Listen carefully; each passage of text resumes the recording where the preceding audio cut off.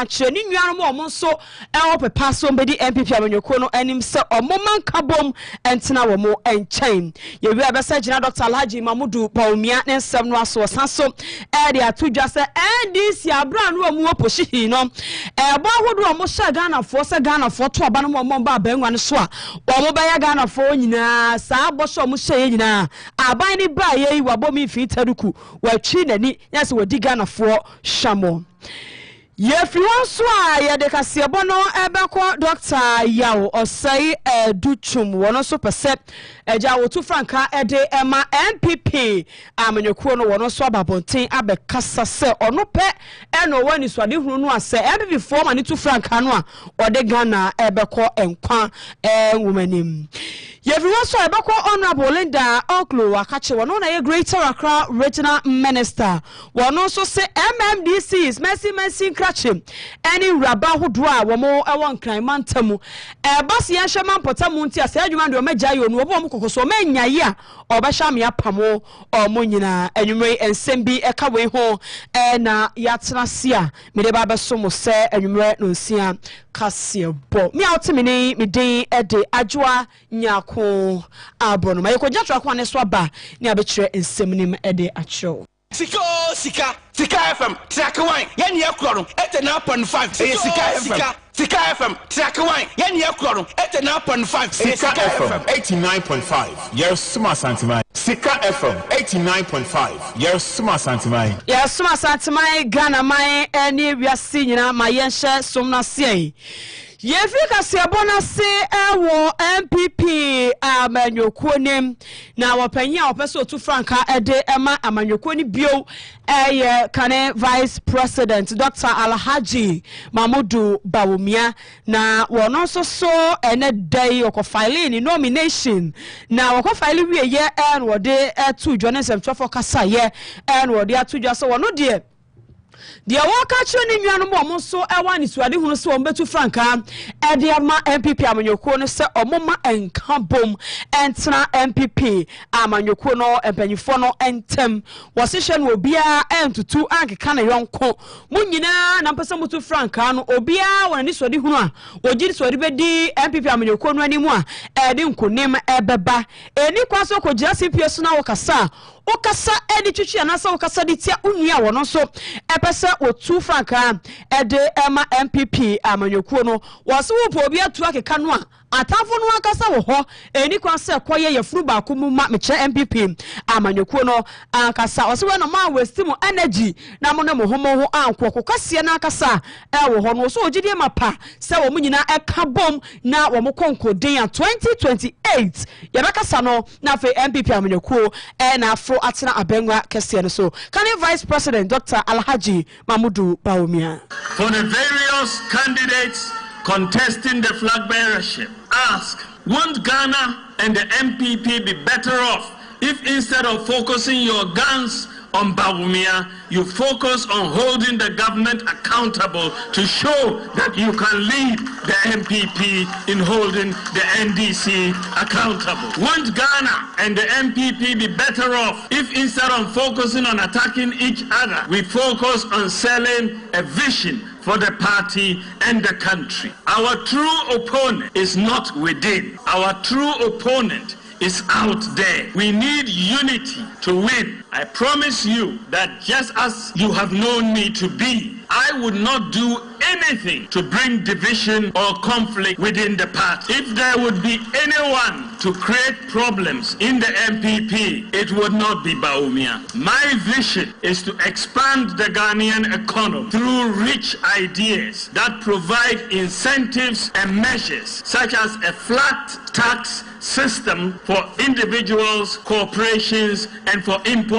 taxes, and an enabling environment for business to thrive and accelerate the pace of job creation for the youth of this country. A future Paumia government would recognize and reward the sacrifices of our grassroots. Many have lost their jobs under the current government, and we will restore their appointments when we come to office in 2029.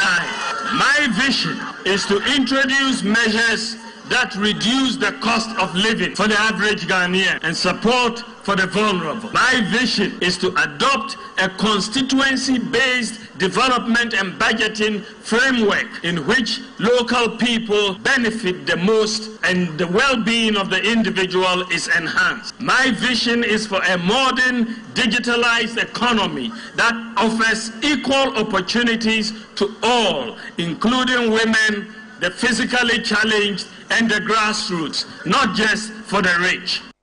Dr. Alhaji Mahmudu Bawumia wo wiye and was so added to us so delegates see hene and yet to hene for more MPP amanyoko no mo akasa ho no mo ho no so shan wo man to ankeka wo mo kambom no mo nyina MPP amanyoko no enkan ko. Dear delegates, the most important desire in the hearts of all our colleagues is a win in 2028. We have to put our best foot forward as we rebuild our party towards that election. To win in 2028, we must not just talk unity, we must live it. The repeated attacks by our own party folks on one another is absolutely unhelpful. What we say against each other, the NDC will use against us in 2028. If you claim you are a true patriot and want this party to win in 2028, then stop it. Don't lecture us about how blue your blood is. Let your actions show. Stop the internal attacks now. Stop the religious and tribal attacks now. We lost 2024 elections after introducing many good programs. Unfortunately, due mostly to the economic pain that many of our citizens felt, the NDC managed to convince them with lofty promises to stay away or vote against us. We have learned our lessons. I assure you that these lessons will be put to good use when we return to office in 2029. Dr. Alhaji Mahmudu Bawumia and Yatene Kanu Swajina. Dr. Alhaji Mahmudu Bawumia Nensamwa Wakanye wo Jumadieno ase wasanso editor just said. And we see a buyer or more our benwa sui, a brand new opposition one. Ghana for young to a bar and for Emma womono. Wa most shabaka sia can some de edigo Ghana for some bosha who do a muba or mobaye ediama Ghana for so term aquaboko edi amaye. Dr. Alhaji Mahmudu Bawumia sip and we see a buying new opposition or share cocoa football so mubabetina a benwa swa cocoa no sedus wa mo kwako toa bagi bia or mubenya omenya kra na 6,000 Ghana cedis na this kind of system million bag bakubia sana buy no ewo position wakan ye ede etre koko akuafo nya no nko osanso kase oba bengwa ne so asede galamse age yensuo ne yakwa ya hodo aboso a asenu a sese yensuo akase nyina ani asan ne kwaya na ka yenkomu nkrofo atumi yakoma kotutum ajapade nyina no enka ban ne ba obe declare state of emergency na chesa galamse ko no wo ba beko eno so ban ne ba ya hwan afa kwa de enchemu hodo no omode ba say oh say no amu echero mo hu ne different eja galamse no man sheda nya sa uwo bibia de baba beto dwa akwan a ye befa so beku galamse na mana ye di abeka na state of emergency no a wo mo ban na chi na no mo ka to wo ndwom no se su ometina benwa no so wo ma agya ikwan afa so wakachira Ghana for said Dr. Alhaji Bawumia se NDC for kachira Ghana for se wo mo ba o mebema obia achira na adwe na adwentwe no so mo de baye adwuma no so hwan se Ghana for kasa kura abai no ntie Dr. Alhaji Mahmudu Bawumia na kasa ensemwe wo wie no odi tudwa se MPP ene Ghana ehia amanyoko a o mo bedi Ghana so mbe pe Ghana for nkanko no ma priye die amatemamufo na fe so mo de je pegu akwamo amatemamufo eho ato mo na fe so aban a wo hyebo a wo bedi so eno na Ghana for hia enye NDC abai mo opposition mo ka asem foforo na fe o metena benwa ne so o mo ka asem foforo Dr. Alhaji Mahmudu Bawumia intino. It is becoming evident that the NDC does not intend to fulfill the lofty promises they made to Ghanaians in their quest for power. The promise to pay cocoa farmers at least 6,000 Ghana cedis is one they don't intend to keep. The promise to institute a state of emergency and repeal LI 2462 to fight galamsey is one they do not intend to keep. The setup of the gold board to execute the gold purchase program is already unraveling, as miners are reluctant to sell their gold due to the unattractive prices of it. Remittances have reduced by 50% as a result of the misalignment in the exchange rate across the different foreign exchange markets. The promise to allow free expression is one they do not intend to keep. They promised to triple jobs and create new ones through the 24-hour economy. But it is evident that it was just a political gimmick. What the MPP and Ghana needs is a strong party that can hold the government accountable for these promises. Bawumia has always done that and will do that as flag bearer of the MPP. Dr. Alhaji Mahmoud Bawumia owieye en wasanso edito asose Abrana abandada no ewa bengwa no so mechire MPP amanyoko no ana Ghana mampanyin dada na dranko Akufo-Addo wodi omanim no chese papa wodi gu akwa mu abra o metena so no Ghana fo enei ye di so faso eboa ma yasetirema akwadwo eno so entie no. The initiatives I advocated for in our time today are making impact in people's lives. The rich, innovative, and practical ideas that I successfully championed and saw to implementation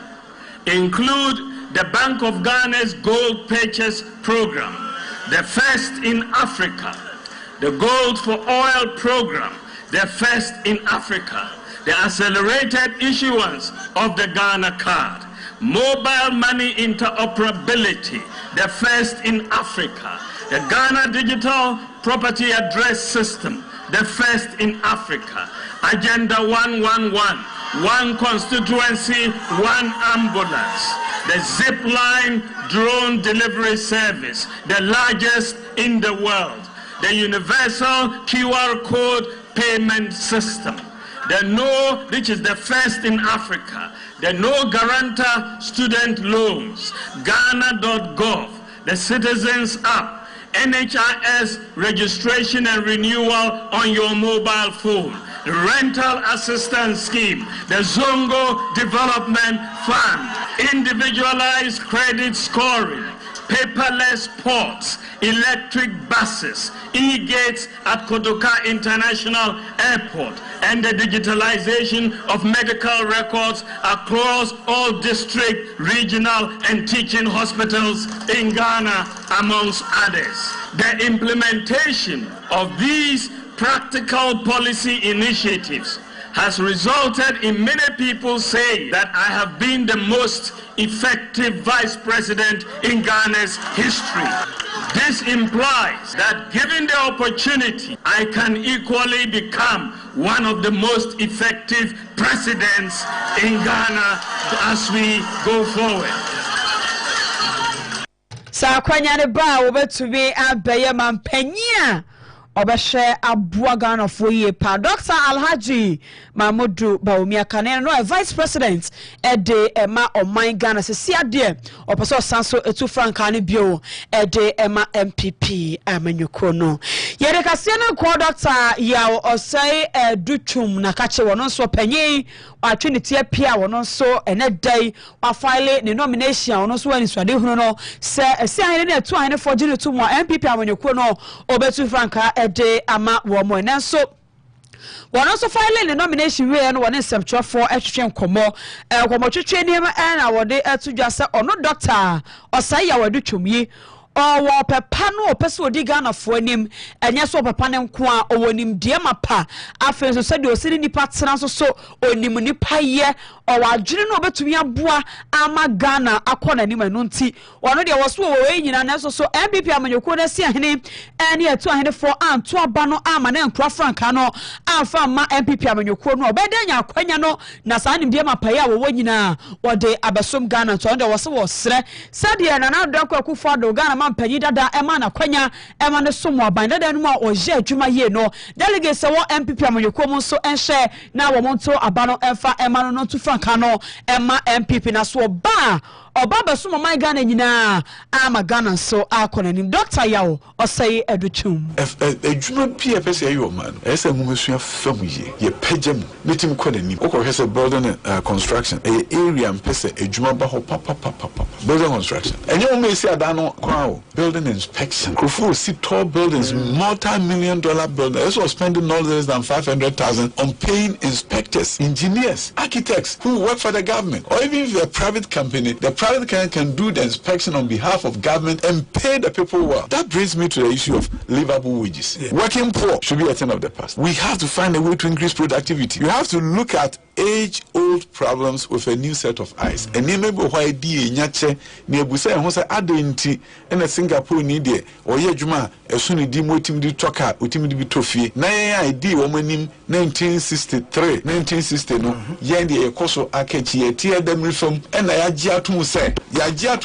enye yi Tuji to say yeah, politician is relaxed. No one makasa de nye into onye ben. No so aso was. But Dr. Duchum say there be intina make us seminuanum delegates na say eye ade a eni so ade hunu emu odu e na me pese me de ba Ghana. Nanso so ma mama kwanya ebe ye kasa. So man pani na do mama kwanya ma me minister for education and keni ma me yesenga ma. But say de enye na do biem eye delegates mo e na mo pese Dr. Duchum ba. Na ni a wo kan nyina obeda na di ma Ghana ye di a mo e na mo ma kwanya. Na nsu e da we mo a bridge a mefaso na mefaso kodura mo niema ese ye mama me be hyehyia mo ye no be kasa de American say o mama kwanya sonko bi na mdi kan say so ne de nadwe ne ntanta o musa no sofo o musa ne imam no musa ne nua bi oni tifia abetwa mo kro kase ento de nti America say no say abrantie bi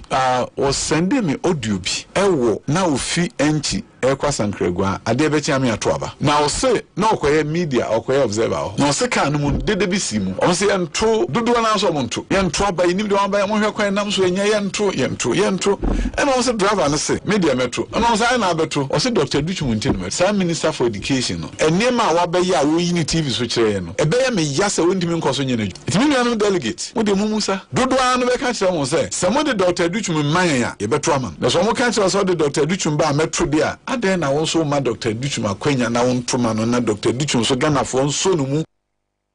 Doctor was say ya Duchum ye and was say won so enema hodo a ewoni mu a wogidi so betumi di abo manyi ohyiegu ho magana fo nyina yetie eno so yentie no do be ka say wo ho brasi o minister no de obeye adwuma ebe kra ni bi efisa ban no bibi so no minister na adwuma de nua be bi entwemu say me ko ba bi bi a no abontia na me wo airport obi ma me kan chem say minister wa ye adwuma nyame Israel say me ko yi bi odunkwa na method sofo o yi etitire ba ho na di akire no so Dr. Duchum yenim say wuni abamu nanso stem nti Ghana be kayo Ghana ebe kayo ti abrante na stem nti Ghana be kayo na wonfa me ma method sofo na onto abama me fi so no ananim no de kan se dunko no fi method so se Ghana ebe kayo men kan se hwahwa me hu nanso me hu se aban bi aba okwa even people in opposition mo eba ga me bi create me cause Dr. Duchum den kan ekwa wo man kema no nto aso ebi intensi sa ebi intensi enti eno no me ka na me denya me as ewo nyansa ode maame ene akwanya na nado de maame e maame timbe ye adwuma Ghana fo binum etimi ka se adwuma obeye ye die no kreni oyade meni awofo a wo St. Barnabas ekohyiae na omu school dan atete apansa aseya ye beye ma omu na omu eno mu dinkita ho na ye bie dan wie ye school no kama ye pa ho ntuma ho ye fefefe school dan na nye ceiling na nye ceiling fans ya je amaye foforo kra e che na mni parents ekohyiae eko PTA meeting parents buy ena me koe say minister also the first minister ko PTA meeting say me ba na maka kire won say dan yesi amamu yi mo won say mon kwala no say won sa hye ntare foforo o mo hye black and white mo botai osu na wo fo na ka kire say ye me free fie pa de din kan botai de ma enso hu say ye ma no e wo daachi osu o ma hye o ma tare botai kama e ko public school ko su presec me ko hona mo ko hwe dan no ho no ma kire kiba biba was here and then me ma classroom height and times ye revamp windows ebubu bibia doors nyina change bibia ko su presec udu ha oni beje me wo hu da ransa na me koye se senya me ka krubo ha nkonim ene ma hodo a doctor osei ya wadu chum gidi se waye no nti e wo se delegates omo MPP amanyoko mo ehye so na wo moto aba e ma no to franka de ma amanyoko no ene ete se ono nso ehwie eguhwe yemfri MPP amanyoko ni moye na ya va kase bono enko Greater Accra Regional Minister Honorable Linda Oklo na kache na Honorable Linda Oklo nso e de abatu dwa se MMDCs aban kra chempanyifo ne aban wura ba a wo hye mensi ahodo e won kranmantamunum wo di wo mo ho ya papa na sem nyara ne se e ba sa ye hye ema asetena mu ente defense sanitation e potamu efi age potamu aboso o se MMDCs wo machi wo mani wo mo nya adwuma bia emfa moa ema mo potamu ente ho wo se nye no nko afa street lights ahodo asese e na MMDCs wo mo enkranmantamunum wo nyina eyi wo mani a wo mo to wo munya wo maden se aban no reset agenda no a wo de ye adwuma no mo so be hye aboa wo mo potem ho enso akoso wo wieye en wo se wo ba wo nyina akokọ ses wo ma hye no ma asesa no ma mfrase ampe ehye pa fa nwa kwam ama mo potem ante ne fie mfiri ho na fa street lights ahodo nyina wo ma hye nsiesia en no akasa ne panyifo be kasa se adwuma no de hye wo mo nsa no wo munya makro mu nte entu wo mo mpamo omo Honorable Linda Oklo. I'm extremely disappointed with the level of inefficiency and complacency being exhibited by some of our chief executives. At this stage, excuses are nothing but an embarrassment to the people we serve. Leadership is not about sitting in offices and enjoying the perks of your position, but it's about delivering results. And right now, many of you are simply sleeping on your jobs. The sanitation situation in this region is unacceptable. Despite having every opportunity and every resources, such as the sanitation component of the DACF, many assemblies have simply refused to act. Any ayan crime mantamu so for Honorable Linda Oklo CMMDC so mo hono no adwuma na aban no e de ama wo mo nye o madeda so so mo hwa mo potamu ate na fe hawa hodo bia ekoso a ebeboa omo yifiri ho ebeboa mo mankrofo no asetira maye omo dwono o ma hwa buomani agusunto omo hwa no omo sesa nya adwuma na nya saade a ono akasa do recommendation meko so omo nyina ye mpamo omo ye de kase ebono akọ wie black voter was Savannah region no eso araho sama beto ya proso anwumre yi etrese nipa bi ekokotena subonto bi so na subonto no na enam black voter no so wo dinie tuombu wo Savannah region potem ho no ho nana enkrofoi wo mo eti subonto no so a na enam na nipa wo so de ebenyefo timi fa nipa dodo na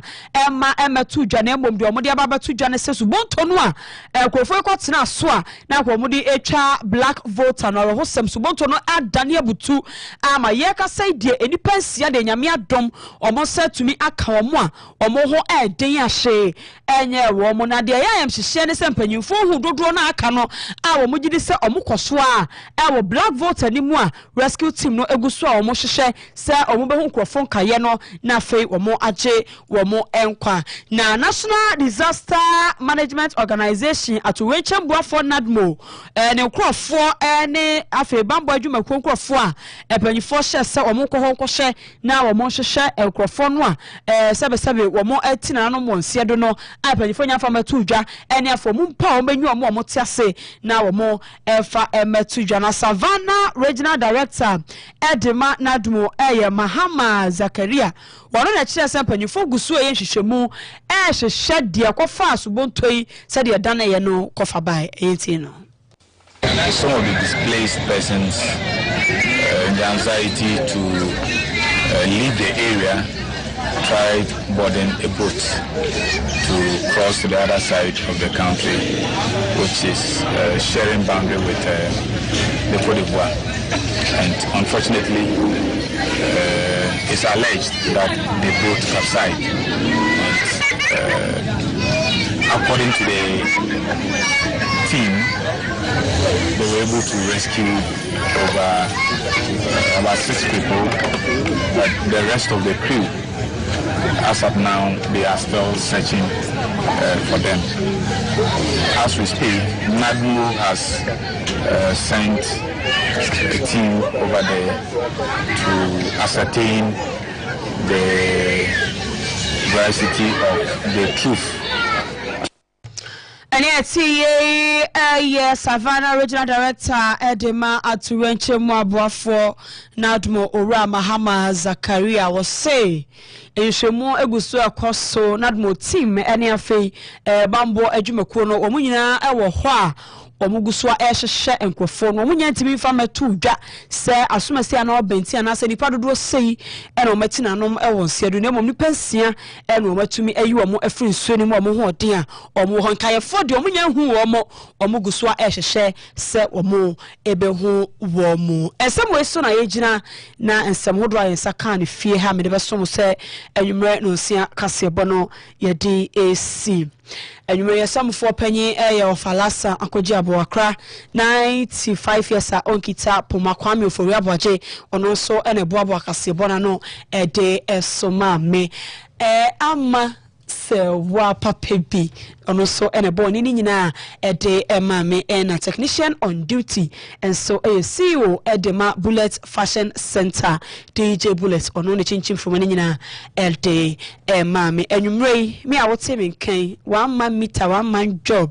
Jerry akamen kwa na me baye ajwa nyakon abro no mame na mbeka kasebo no ede ema ye de awie ye de asi ye sore so CEO ha dwode kan nyina etwa so na ansana ye be sore akono ma yemfa special happy birthday enko emfa emma mami K beautiful mami K ene o birthday Jake ese ye ma happy birthday mami K ose nyame nkoswa na won sure won tere washem okokwa mu pipe nyina awade ntie emfa emma o mami K Jake say o ma happy